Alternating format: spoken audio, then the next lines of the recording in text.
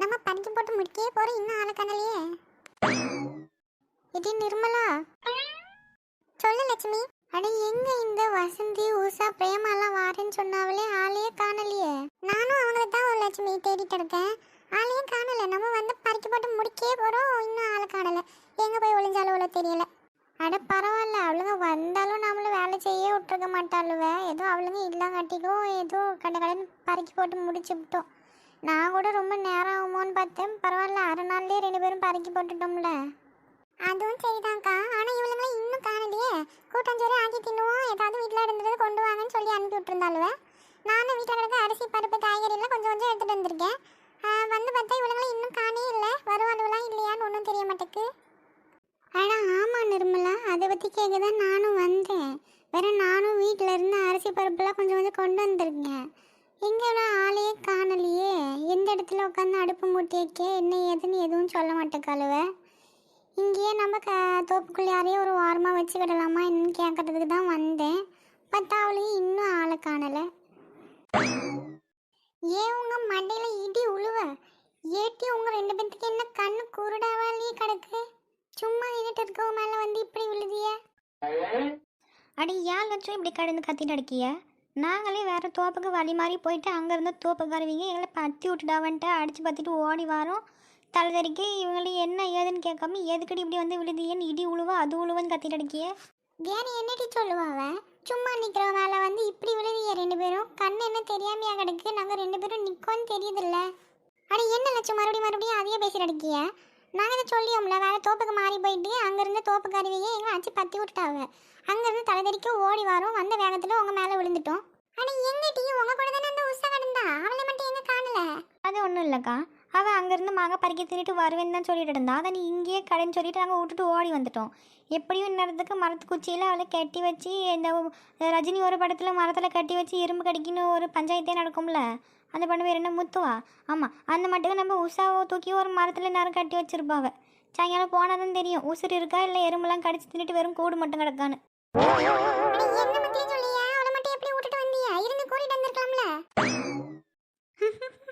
அட என்ன உஷா, அங்கேருந்து இந்த போஸ்ட்லேயே தான் ஓடி வந்தியோ? எட்டி சும்மா என் வாயை கிளறிட்டு எடுக்காத சொல்லிவிட்டு அப்புறம் நான் எதையாவது ஏசிப்பிடுவேன். அம்மட்டு நேரம் அங்கே கடந்து கத்திட்டு எடுக்க இறங்கிட்டின்னு சொல்லிட்டு எவ்வளவு கேட்டியலாட்டி? அப்படியே மேலே நின்று மாங்காய் பறிக்க திங்கன்னு சொல்லிட்டு அங்கேயே கிடக்கா. 1/4 மணி நேரமாக என் மேலே நீ ஒரு மாங்காய் பறிச்சு கொடுத்தியாட்டி? ஒன்றும் கிடையாது. அந்த ஆள்கிட்ட திட்டு வாங்கிட்டு அடி வாங்கிறத குறையா பற்றி விட்டானே ஓடி வந்துட்டு எடுக்க. இந்த போஸ்டில் தான் வந்தியான்னு கேட்க. அப்போ அடி எதுவும் உழுவல, அப்புறம் என்ன? நாங்கள் என்னமோ உனிய மரத்தில் கட்டி வச்சுட்டு இருப்பாவோ அப்படின்னு நினச்சி சொல்லிட்டு எடுக்கோம். லட்சுமி அக்காள்கிட்டையும் நிர்மலா அக்காள்கிட்டையும். நல்ல ஆசை தாம்ட்டி உங்களுக்கு, நல்ல ஆசை தான். என்னைய குனிய வச்சு மேலே ஏறி நின்னதும் இல்லாமல் அந்த ஆள்கிட்ட என்னைய சண்டை வலிக்க வச்சுவிட்டு சொல்லாமல் கொல்லாமல் ஓடி வந்தியல்ல 2 பேரும். இதுக்கு மேலேயும் நீங்கள் யோசிப்பியாடி? அந்த அடிக்கவும் இல்லைல்லாட்டி அப்புறம் எதுக்கடி கையும் காலம் உனக்கு இப்படி நிற்க வளைச்சிக்கிட்டு என்ன ஆயிட்டு? ஆனால் அந்த கொடுமையை நான் என்னன்னுக்கா சொல்லுவேன். அங்கேருந்து கீழே விழுந்ததில் எல்லாம் ஃபியூஸ் ஆகி அப்படியே நின்று போயிட்டு கொஞ்ச நேரத்துக்கு. வேற அந்த ஆள்கிட்ட சண்டை போடும்போது தான் எல்லாம் நார்மல் ஆச்சு. திரும்ப அந்தாலும் அதுக்கும் சண்டைக்கு வந்துட்டேன். இந்நேரம் எல்லாம் கை கால் எல்லாம் ஃபியூஸ் ஆகிட்டுன்னு இப்போ என்கிட்ட சண்டை வலிக்கும் போது மட்டும் உனக்கு எல்லாம் வேலை செய்யுதான்னு கேட்டு அதான் அந்தாலும் அங்கேருந்து இப்படியே ஓடி வர நொண்டி. ஆனால் உங்களை யார்கிட்டையும் அந்த பக்கம் போக சொன்னது?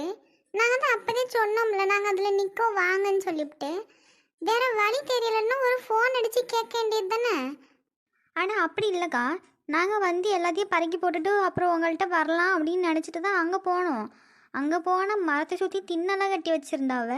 அதான் நாங்கள் பேசிகிட்டு இருந்தோம். உங்கள் வீட்டுக்காரன் அப்பப்போ உங்ககிட்ட கிளாய்ச்சிக்கிட்டாருன்னு தோட்டத்துக்கு போய் தங்கியிருப்பாருன்னு சொல்லுவியல்ல, அதான் இருந்தாலும் அதுக்காக கட்டி வச்சிருப்பாவ போல இருக்குன்னு சொல்லி அது மேலே ஏறி நின்று எடுக்கலான்னு பார்த்தாலும் பத்தலை ஆகிட்டு.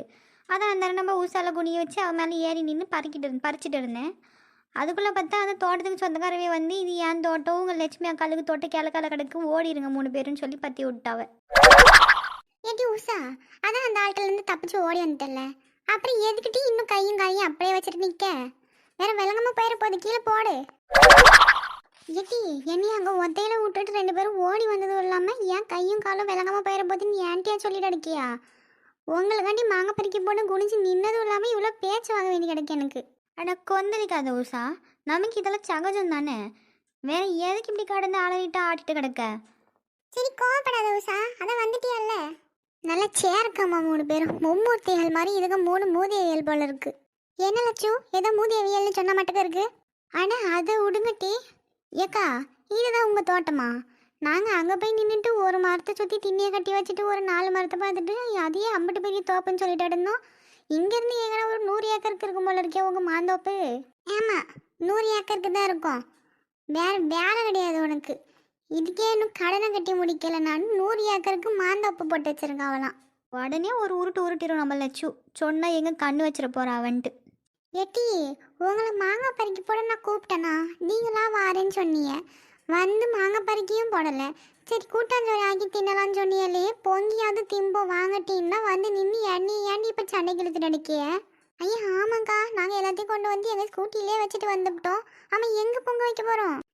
இங்கே தோப்புக்குள்ளாரையும் வைக்கிறதெல்லாம் நம்ம லட்சுமி சொன்னாவம்மா. நீங்கள் போய் எல்லாத்தையும் எடுத்துகிட்டு வாங்க, நாங்கள் அங்கே போய் எல்லாத்தையும் ரெடி பண்ணி வைக்கோம். சரிக்கா ஆட்டும். ஏவன் மூதேவியாளா இப்பயாவது தொலைஞ்சு போகாமல் ஒழுங்காக வந்து சேருவேன். என்ன லட்சு எங்களே புகழ்ந்து தள்ளிட்டே அடிக்கிய? அதெல்லாம் நாங்கள் பத்திரமா வந்து சேர்ந்துருவோம். ஒரு நாள் மாங்காய் பறிக்கிட்டு வரேன், வேற பக்கத்துக்கு திங்கலாம். என்னமோ பண்ணி தொலை. அட இங்க பாத்தியாலக்கா என்ன பெருசா இருக்கு இந்த மாம்பழம். அந்த தோப்புல இருந்ததை விட இங்க இருக்கிறது நல்லா இருக்க மாட்டேங்குதுக்கா. ஆமா உஷா, பார்க்கும்போதே தெரியுது மாம்பழம் நல்லா செங்காயா எடுக்க பார்த்துங்க. நல்ல உப்பு காரம்லாம் போட்டு தின்னா செம்மையா இருக்கும். மாம்பழம் மாம்பழம் மல்கோவா மாம்பழம் லட்சி விட்டு மாங்காய் இதுதானப்பா. அழகா பறிச்சு அதை நான் அப்படியே திங்க போறேன். ஆனா உப்பும் மிளகும் போட்டு தின்னா சூப்பரா இருக்கும் பாரு. எட்டி பிரேமா வசந்தி சீக்கிரமா போய் அலசி உப்பு மிளகாத்தூளும் போட்டு தின்னுவோம். பாக்கியே எனக்கு நாக்கில் எச்சி ஊறுது. அதான் பார்க்கும்போதே தெரியுதே இல்லை, நாக்கே நாட்டியம் ஆடிட்டு கிடக்கு உனக்கு. ஆனா ஆமாட்டி வெரசா வாங்க போவோம். இவன் என்ன ஆட்டம் ஆடிட்டு கிடக்கா? இவளுக்கு கண்ட்ரோலே பண்ண முடியாது போல இருக்கே. வேற அதுவும் சரிதான். வா எங்கன்னா ஓடிட போது போய் அவளை பிடிப்போம். ஒரே ஆட்டமா ஆடிட்டு கிடக்கா. ஆமாங்க்கா, அப்புறம் முன்னாடி மாதிரி இப்போ எங்கேயாவது ஓடி போய் வேற தோப்புக்குள்ளே நுழைஞ்சிவிட்டு அப்புறம் அந்த தோப்பைக்காரவங்க வேற நம்மளை அடிச்சு பற்றி விடுறதுக்கா? வேணாம், அதுக்குள்ளே நம்மளே ஓடி போய் அவளை பிடிச்சிருவோம் வாங்க. எப்போ பாப்பா இந்த பங்குனி வெயில இந்த காட்டுது, இன்னும் சித்திரை மாசத்துக்கெல்லாம் உயிரோட எரிச்சிரும் போல இருக்கே. அட என்னடி சாந்தி எங்க வர இந்த வெயில்ல? அட என்ன வெயில் அடிக்கிட்டே, வீட்டுக்குள்ள இருக்கே முடியல. அட ஆமாண்டி, நானும் வீட்டுக்குள்ளார உட்கார முடியாம தான் இந்த மரத்தடியில் வந்து உட்காந்து கிடக்கேன். நீயும் உட்காருவா. ஏத்தே உங்க மருமவ எங்க போயிருக்கா எதுன்னா தெரியுமா? ஏன் மருமவள காலையில இருந்து காணே இல்லத்தே. எங்கே போனாலும் 3 பேரும் ஒன்றா தானே போவாங்க. இந்த பிரேமா வசந்தி உஷான்னு. அதான் உங்களுக்கு எதுவும் தெரியுமான்ட்டு கேட்குறேன். ஆனால் அவளுக்கு வேறு வேலை என்னம்மா கிடக்கு? எங்கனையாவது எதையாவது பறக்கி தின்னுட்டு உட்காந்து கதை அடிச்சுட்டு எடுப்பாளுவ. நம்ம லட்சுமி வீட்டில் இன்றைக்கி அவங்க தோப்பில் மாங்காய் அள்ளி போட ஆள் வாராவலாம். நேற்றே வேணும்னு சொல்லிட்டு இருந்தாளுவ. போயிருந்தா அங்கே தான் போயிருப்பாளுவ. ஐயா அப்படியாக்கா? நம்மெல்லாம் எங்கேயாவது இப்படி போயிருக்கோமாக்கா? நம்ம வீட்டு வரல வேலை செய்கிறதுக்கு எவ்வளோ பேர் எடுப்பாவ. இவ்வளோ இன்னைக்கு இன்னொரு வீட்டுக்கு வேலைக்கு போகிற ஆளுவலாம். நம்ம வீட்டுக்குள்ளே கிடக்கிற வேலையே இவளுங்க ஒழுங்காக செய்ய மாட்டாளுங்க. இவ்வளோ லட்சணத்துக்கு இன்னொரு இடத்துக்கு வேலைக்கு போகிற ஆளுவலாம். ஆனால் நீ வேற சும்மா கிடட்டி. நம்ம லட்சுமிக்கும் இவ்வளோ பற்றி நல்லா தானே தெரியும். இவளுங்ககிட்ட சேரையே கூடாதுன்னு தான் கிடப்பா. இதுங்களாம் வாலண்டியராக போயிருக்கோம். நீ வேணா பாரு, நம்ம லட்சுமி வந்ததும் கேட்டால் சொல்லுவான்னு சொல்லே இல்லைக்கா அவளுங்க கிட்ட. அவ்வளோலாம் வாரேன்னு வந்து நின்னாளுவான்னு. ஏன் தான் இப்படி ஊருக்குள்ளே நம்ம மானத்தை வாங்கிட்டு எடுக்காளவளோ தெரியலக்கா. என்ன பண்ணுவது, எல்லாம் என் தலையெழுத்து. நானாவது பார்த்து கட்டி வச்சுருந்தா கூட ஏதாவது நல்ல பிள்ளையாக பார்த்து கட்டி வச்சுருப்பேன். அவனா என்னத்தையோ பிடிச்சிருக்குன்னு இழுத்துட்டு வந்து நின்னான். என் தலையெழுத்தேன்னு சரின்னு சொன்னேன். பார்த்தா அது எப்போ பார்த்தாலும் 2 கொலை மாட்டுக்கு ஒரு பேண்ட்டையும் ஒரு சட்டையும் மாட்டிக்கிட்டு ஆம்பளை மாதிரி ஊர் தெரிஞ்சுட்டு எடுக்கு. ஆனால் ஆமாக்கா, அந்த பிள்ளைக்கு எதுவும் சேலைகளை உடுத்த தெரியாதோ? இல்லை ஏதாவது சுடிதாராவது போடலாம்லக்கா? எப்போ பார்த்தாலும் ஊருக்குள்ளே அந்த ஜீன்ஸு பேண்ட்டையும் சட்டையும் மாட்டிட்டு தெரியுது. இந்த வெயிலில் எப்படி தானோ எல்லா நேரமும் அதே ட்ரெஸ்ஸில் கிடக்கான்னு தெரியல. மனுஷங்களாக இருந்தால் வெயில் மழைன்னு ஏதோ தெரியும். அதுதான் எரும மாட்டு ஜென்மமாச்சு. அதுக்கு எப்படிட்டு தெரியும்? வேற எங்கனையாவது போன் தண்ணி தெளித்து விட்டுட்டேன். வேற நம்ம என்ன செய்ய முடியும்? நம்ம மௌனங்க தான் அவளுக்கு பின்னாடியே தெரியாளுவனே. வேற என்ன செய்யறது? அதுவும் சரிதாங்க்கா. இதுக்கு மேலே நம்ம பேச்சு எங்கேருந்து இவங்ககிட்ட எடுபட போகுது? எல்லாம் அவனுங்க பொண்டாட்டி சொல்லியதை தான் வாக்கியமாக வாங்கிட்டு தெரியாளுவ. நம்ம சொல்கிறது இதுக்கப்புறம் கேட்கவா போகிறானுவ?